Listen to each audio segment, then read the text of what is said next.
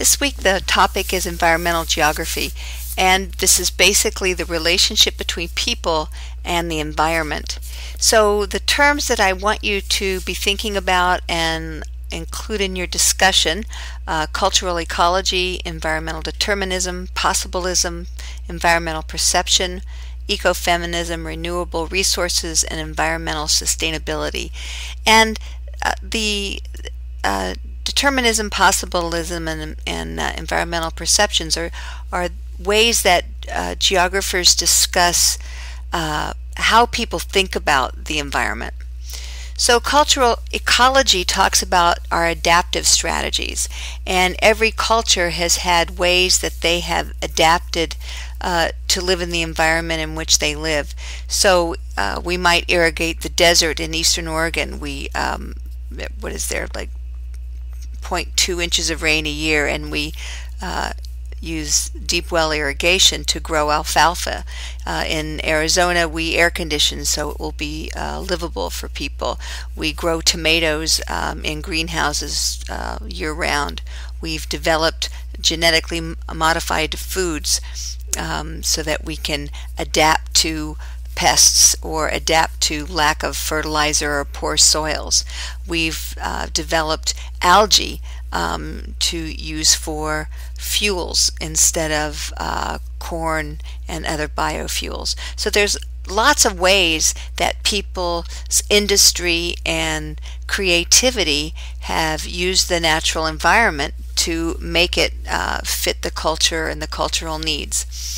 The idea of environmental determinism is the belief that the environment, primarily the climate, is the major culprit in how people live, and so that humans are basically pretty passive. And this belief system developed even to kind of categorizing people, so that if you were from the mountains, you were probably simple-minded and strong. If desert people tend to be warlike and living under the rule of tyrants. People in temperate climates are industrious, and it's kind of interesting that the United States and most of Western Europe are considered temperate climates. But this really has an overemphasis on the climate, on human behavior. The other theory of environmental beliefs is possibilism, and this is the belief that the environment offers up many different ways that people will adapt, and that humans just choose the best way to adapt to their culture. And this somewhat underplays the impact of cultural beliefs and traditions, and that was evident in the reading during the first week of the groups that did not want to eat fish at their peril. So this is a little bit simplistic, and it also underplays the impact of the natural environment. So earthquakes, tsunamis can still trump any kind of human adaptation.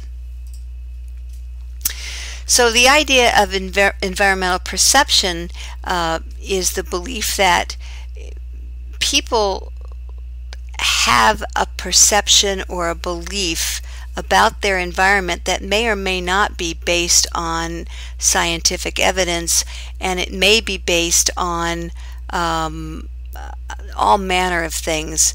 For example, there was a study at the University of Oregon several years ago by a geographer, and they were researching the reason that people buy earthquake insurance.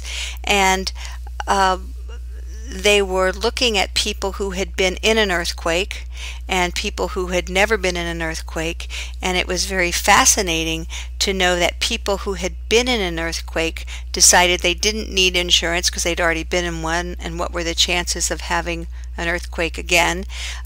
People who had never been in an earthquake, even though they were at high risk, believed that they didn't need to have earthquake insurance because they hadn't been in an earthquake. And most of the behaviors that people were living under were not related to scientific studies or informed research. It was just on whatever their cultural sense was. And we see that when people don't want to accept the science behind climate change, and in how we decide to use resources. And I think this is in the wrong spot. The idea that environmental determinism was one of the fuels of colonialism. This idea that people needed to be changed. So sorry, that's in the wrong spot. Another theory in geography or ecological geography is the idea of ecofeminism. This is the belief that women are more involved in environmentalism and ecology because women are traditionally the nurturers. And so whether you believe that or not, or whether the evidence plays that out or not, there is kind of a division or a belief that women and men play different roles in cultural ecology. Then one of the final topics is this idea of renewable resources, and the articles that we're going to read or look at this week, The Story of Stuff and the Dead Frog article, The Boiling Frog, really talk about the pressures of society, how things change, how we have a tendency to just use more without looking at the behavior. And so renewable resources are resources that can be replenished, but one of the things we've seen is that our culture keeps changing and our needs change, and so understanding how things can be replenished is often a moving target. So some of the renewable resource issues right now that have a global impact are overfishing, deforestation, secondary impacts from the way our cultures function. Can be the effects of acid rain, smog. There was a terrible incident in China a couple weeks ago where the particulate matter in the air was so dangerous from industry, from China wanting to function at the same cultural and industrial level as much of the other developed Western world. And then this idea of global climate change. And then the last concept in the chapter will be environmental sustainability, and it really is just the idea of how can we manage resources so that they will last for the world's population. And the textbook really asks the question, is the way we live right now, is our industry-based way of life, is that sustainable for everybody?